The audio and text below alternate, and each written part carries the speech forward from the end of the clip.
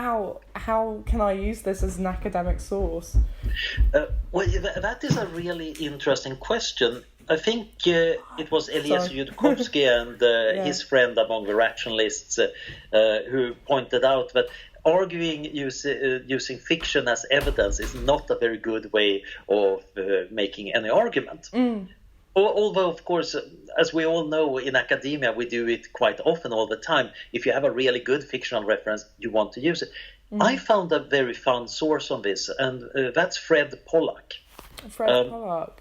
Yeah, and you probably never heard of him because of my scholarly interest, I tend to dig up obscure stuff. Yeah. So he was a futurist, one of the earlier futurists in the 20th century, mostly important and active in the 1950s. So he was a Dutch civil servant, but also was thinking about how our images of the future shape our culture and what we do. So he actually has an interesting theory that I think is worth bringing into awareness. The problem is, if you're very successful with an idea, everybody forgets that it was your idea and that it was ever a new idea, so it's just part of it. So his basic claim is we're using images to think about the future. And these images, of course, shape what we can say and bias us in all sorts of ways. He also argued that a culture's images of a future determine what kind of future it will eventually get. This is where I think he's wrong, because the Romans didn't have any positive images of a future. Yet they built an empire that lasted 1,000 years and was pretty successful on its own terms. So I think his predictive ability is lousy. But I think he's totally on the spot on that. When we talk about the risks of AI, and everybody brings up a photo of a Terminator, or fortunately these days, the Ex Machina, those are images that are being used because we all recognize them. They all tell a little bit of a story. And even if I bring up Terminator to say I'm not talking about Terminator, I have to use it to get people in the right frame. The problem is, of course, the set of images you have is not it's a rather small one. And it's not always the images that actually correspond to the real problems. Because you are going to take the vivid ones, the ones that have a resonance for good and ill. And this is, of course, why we get a lot of stupid discussions and making use of a lot of fiction. Because science fiction gives us our images of the future right now. Absolutely. Like, I was talking to one of my tutors about how you would be able to, like, curate a show or present a show purely using AI.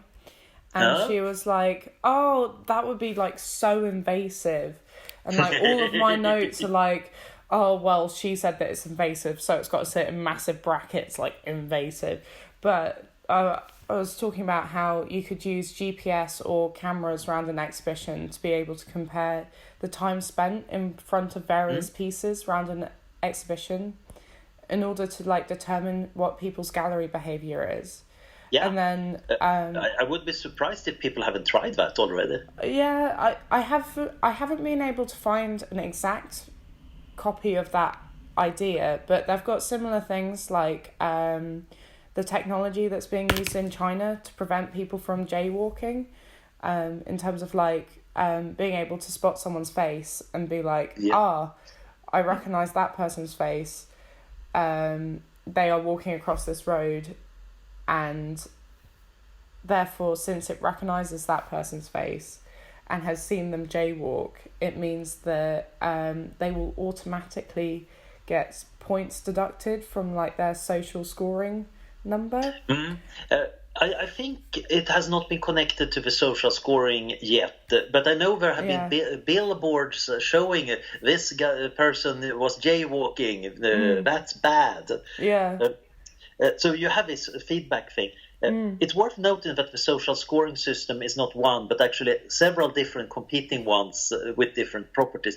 But there is something very interesting here about having a system that helps enforce social norms. I'm reminded of a thing on television when I was a kid. So this was a humor program, one of those Friday evening programs for all of the family with a lot of different things.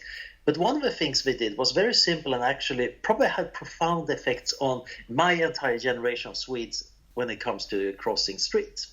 Yeah. They basically had a sports commentator, very famous at the time, very famous for his way. He was talking about runner races and horse races. And then they put up a camera at a crossing in central Stockholm. And he was essentially doing sports commentary about people crossing. And of course, some people were disqualified because they jaywalked or they walked to the side. And then they even had him show up at the end and give some flowers to the winner.